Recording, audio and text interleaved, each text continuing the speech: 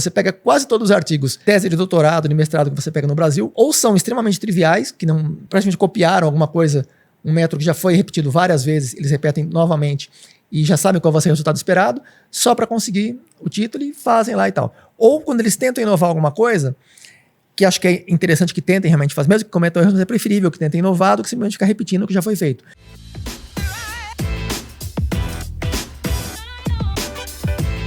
Você discorda, então, do método de ensino que existe hoje? Você acredita que o método, precisaria mudar? Porque assim, o método deveria ser focado em compreender como as coisas funcionam e não memorizar e repetir. Isso não só para as pessoas, para as crianças especiais, para todos. Para todo mundo. Uhum. E a criatividade deveria ser estimulada também. E aí você vai vendo, as crianças que têm mais facilidade, você vai dar uma orientação diferenciada e tal, de acordo com o que ela demonstra que tem condições. Mas para todos deveria... Porque é muito mais importante você compreender como as coisas funcionam do que você ficar memorizando e repetindo. Né? Isso é meio que um adestramento, no fim das contas. Sim, né? Sala de aula, forma tradicional, professor, aluno sentado numa cadeira, tipo... Pois é. Com inteligência artificial ainda, com evolução tecnológica, cara, acho que já passou da hora de mudar isso. Né? Que inteligência artificial é bem perigoso, inclusive, porque muitas respostas que você tem no GPT e de outras IAs, elas não são muito confiáveis. As pessoas confiam demais nisso, é bastante perigoso, inclusive. Sim, total. Né? Então, mas assim, tá chegando num nível de que não... As IAs já estão melhores que 99% dos professores. Né? Exatamente. É muito melhor você até do que dos psicólogos e de vários outros profissionais. Médicos, advogados, né? Então, assim, tem muitas áreas que já foram superadas. Inclusive, foram colocados... O próprio GPT, né, o 3 e o 3,5 e o 4, eles foram colocados para fazer testes nos Estados Unidos para aprovação para trabalhar como médicos e foram aprovados com 78% de aproveitamento. Então, quer dizer, melhores que a média dos médicos de universidades boas, de Harvard, né, de Wisconsin, de Michigan. Então, assim, o sistema educacional é péssimo no mundo inteiro, mas no Brasil é pior porque, além de ser muito ruim, porque nos Estados Unidos, por exemplo, você tem muitas universidades e muitas escolas de ensino dos primeiros anos que também são de baixa qualidade, mas você tem algumas que são de boa qualidade, né? Em Harvard o padrão é muito alto, né? Em Yale, sei lá, em Michigan, Princeton, né? Você tem várias universidades que são muito boas. Eles têm conteúdo muito bom, eles estimulam a criatividade, as crianças têm que realmente compreender como as coisas funcionam. Mas a metodologia é muito diferente? Eu não conheço detalhadamente, né? Então, as pessoas, por exemplo, o Petri, ele estudou na Universidade da Finlândia, qual a capital lá?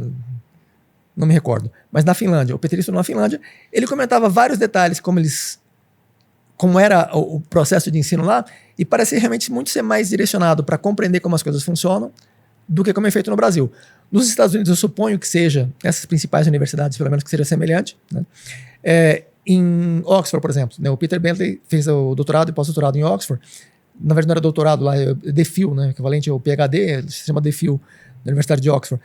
Ele fez o DPhil e o pós-doutoral em Oxford. Ele comentou que não só na própria graduação, ele fez graduação, mestrado, doutorado, tudo lá, né? O equivalente ao doutorado.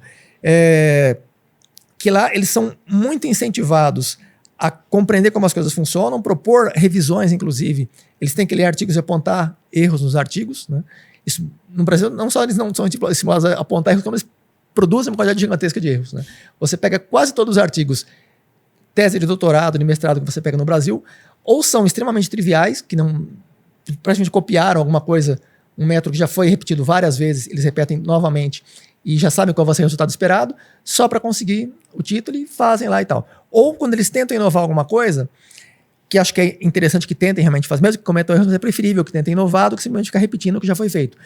Mas a quantidade de erros é grave, são erros realmente básicos, né? São vários problemas que poderiam e deveriam ser evitados se houvesse um sistema educacional que fosse mais voltado para análise crítica, e compreensão e criatividade. Esse seria o foco principal, né? Para produzir realmente inovações, para produzir tecnologia, ciência, que o Brasil praticamente não tem isso, né? O Brasil... O problema, você acredita que é um problema político?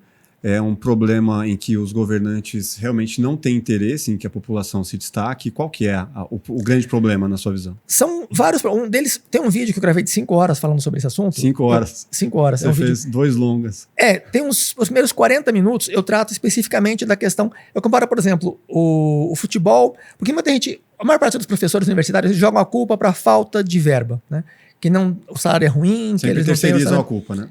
E na verdade não é esse o problema real, né? O problema real é que eles não identificam as pessoas potencialmente talentosas e não colocam essas pessoas no rumo à produção intelectual. Você compara no caso do futebol com formação acadêmica, no futebol nós temos 5 Copas do Mundo. Se fosse um problema realmente de falta de verba, seria esperado que no futebol também não houvesse a menos interesse em produzir diversão do que em produzir... Assim, como houve o Pelé e ele acabou chamando publicidade para o futebol... E acabou... poder econômico, né? Porque é muitas vezes o futebol a única esperança de um moleque pobre da periferia se tornar um milionário, né? Ou ser um jogador, ou ser um funkeiro, qualquer coisa do tipo. Só que foi construído desse jeito, né? O problema é que... Porque em 1947, quando o Lattes começou a se destacar, em vez de eles procurarem identificar crianças talentosas, realmente, porque o Lattes era uma pessoa talentosa, mas seria o equivalente mais ou menos a um reserva do centésimo do ranking da FIFA, né? Do ranking do CBF, na verdade. Então, assim, era um talento grande, porque um reserva mesmo num time profissional não é um jogador que joga relativamente bem. Mas não dá para colocar numa seleção nacional para representar o país no exterior, esperando que ele vai conseguir fazer alguma coisa de ponta. Então, Lattes era uma pessoa talentosa, mas um talento bem menor do que eles tentaram fazer parecer com publicidade. E tentaram empurrar o Lattes para cima de todo jeito. E não conseguiram, né? Assim, conseguiram para mídia, mas não conseguiram para a ciência. Sim. E o que eles fizeram? Eles conseguiram... Na época do CBF, acho que recebeu 44 milhões em 49, quando foi fundado o CBPF. Na mesma época foi fundado o CBPF e o INPA foi em 52. O CBPF é o Centro Brasileiro de Pesquisas Físicas. E o INPA é o Instituto de Matemática Pura e Aplicada. O INPA foi em 1952, o CBPF foi em 1949.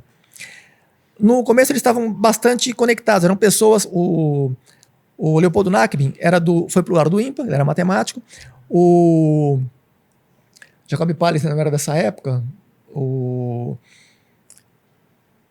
Mário Schemberg, o Zé Leite Lopes foram mais pro lado do CBPF, né? E os rumos que eles seguiram foram bastante diferentes. O CBPF foi no sentido de comprar equipamentos, de construir prédios, de colocar as pessoas que já estavam envolvidas na network deles para produzir o que eles conseguiam produzir. Enquanto o INPA foi para o lado de promover Olimpíadas da Matemática, isso foi de 79, foi posterior. Mas no começo eles já publicavam em jornais alguns desafios intelectuais e tal, e tentavam identificar crianças talentosas, principalmente por iniciativa do Elon Lage de Lima, né? E foi ele que trouxe, inclusive, a Olimpíada da Matemática para o Brasil em 79, com a finalidade de identificar crianças potencialmente talentosas, as mais talentosas do país, e direcionar essas pessoas para a produção intelectual. E o CBPF foi para o lado de aquelas pessoas que faziam parte das panelinhas, recebiam a verba e tentavam produzir o que eles conseguiam lá. Como resultado, o CBPF continua atualmente num nível similar ao que ele tinha em relação ao resto do mundo. O CBPF ficava bem distante do topo da produção científica mundial e continua até hoje. O CBPF estava lá embaixo e as grandes universidades do mundo continuam lá em cima. No caso do INPA, que foi para o lado de identificar crianças talentosas por meio de Olimpíadas da Matemática e de outros métodos, inicialmente com publicações de jornais, né? Colocar a competição, né, como um fator aí para despertar e para o Brasil inteiro, para tentar identificar quem tinha talento e oferecer condições para essas crianças, embora eles ofereçam muito menos do que deveriam, mas ainda já é melhor do que foi feito com o CBPF. Gastaram muitos recursos com um resultado praticamente pífio. Sim. O INPA, com menos recursos, produziu resultados muito melhores.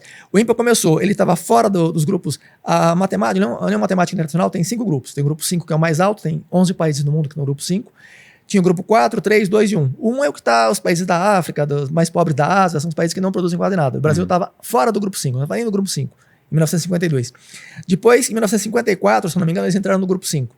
Depois foram para o 4, para o 5, e em 2015, ou 2014, 2015, eles chegaram no grupo 5, que é o mais alto, né?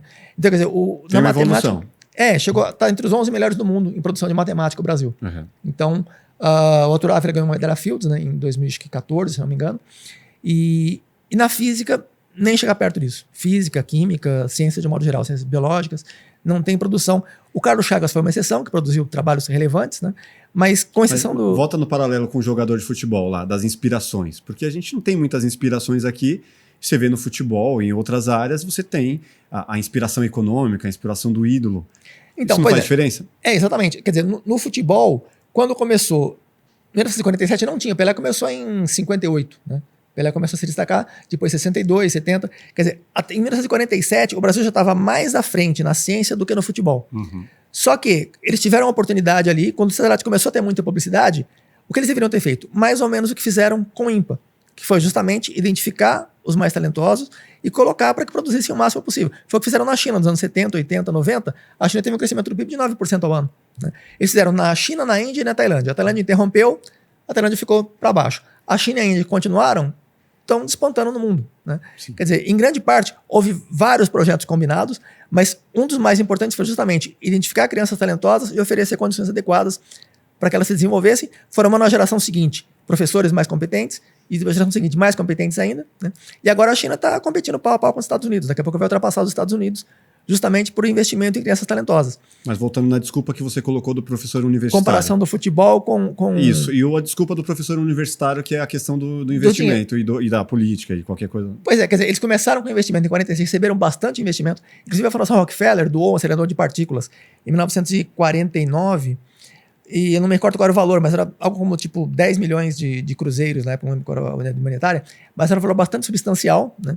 Um instrumento que na época tinha na Universidade de Berkeley, tinha um Betatron, não me recordo qual era o instrumento, mas era relativamente caro, e o Brasil recebeu um daqueles de incentivo, né, porque o Cidadelates participou da equipe e tal, e, enfim, e receberam do próprio governo uma verba bastante substancial. Inclusive montaram, né, naquela época que foi criado o CBPF, receberam para contratação de pessoal, receberam para compra de equipamentos, receberam para montar o prédio, para construir o prédio. E no final não conseguiram, nunca, desde que houve o CBPF até hoje, não houve nenhuma criação que merecesse, por exemplo, um prêmio Nobel, né, com investimento que já ultrapassa bilhões desde lá para cá. O INPA teve um investimento muito menor, inclusive o INPA inicialmente, eles ficavam, era uma sala do CBPF. O INPA eles compartilhavam espaço e tinha uma salinha que era para o INPA. Depois eles acabaram se separando em 52, e seguiram um rumo sem tanto investimento, porque o CBPF precisa de equipamentos, né? E no INPA você não precisa de lápis e papel. E atualmente usam também bastante computador, porque tem muita coisa de matemática computacional, mas naquela época não precisava tanto disso. Era muito mais demonstração de teoremas, etc. Lápis e papel era suficiente para produzir matemática de alto nível. E eles acabaram seguindo esse rumo. Com relação à comparação dos professores, né? O INPA, por exemplo, recebeu menos verba e alcançou o nível mais alto que tem atualmente, o grupo 5 da matemática. O CBPF continua no mesmo estágio comparativamente ao resto do mundo que estava naquela época, recebendo muita verba. Quer dizer, o problema, se fosse realmente a verba, seria esperado que o INPA tivesse permanecido no mesmo estágio que estava, o CBPF tivesse crescido. Com relação ao futebol, ele começou a se destacar. Primeiro, houve o Pelé, que na época eles não ganhavam mal, eles eram meio que quase como escravos, porque o jogador ele não era dono do próprio passe, né? E o Pelé acho que foi um dos primeiros a comprar o próprio passe. Sim. E eles eram escravos do time. Eles não tinham liberdade para tomar várias decisões em relação a muita coisa. Eles acabaram se libertando disso, ganhando prestígio, ganhando muito dinheiro, ganhando credibilidade, atraindo muita publicidade, porque eles conseguiram resultados muito substanciais. E a principal razão pela qual eles conseguiram isso, qual foi?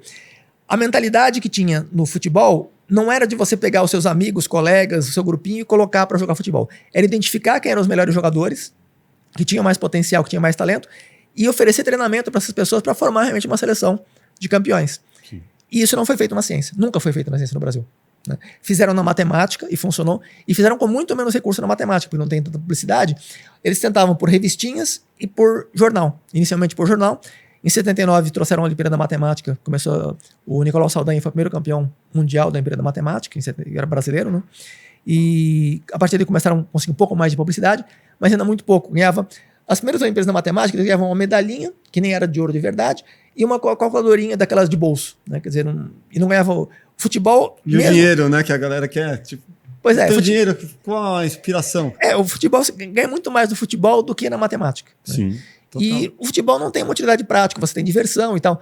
Só que ele atrai publicidade e acaba sendo conveniente para os investidores investir no futebol, muito mais do que na matemática, porque eles vão ter mais retorno em publicidade. Aí gera apostas, gera um mar de investimentos e de coisas que, sabe-se lá, né? Lavagens de dinheiro e várias outras coisas no meio do caminho, né? Mesmo que haja todos esses problemas, pelo menos na matemática, no futebol, eles tiveram a mentalidade de procurar as pessoas mais habilidosas para desempenhar aquela função, identificaram e colocaram no caminho para que fossem produzindo. Se você gostou desse corte, com certeza vai gostar do episódio completo. Vá aqui na descrição e pegue o link e saiba muito mais sobre QI, sobre inteligências, sobre o futuro e muitas outras coisas com Hindenberg Melão Júnior. Se inscreva no canal, deixe seu like e até o próximo Plugado Podcast. Valeu!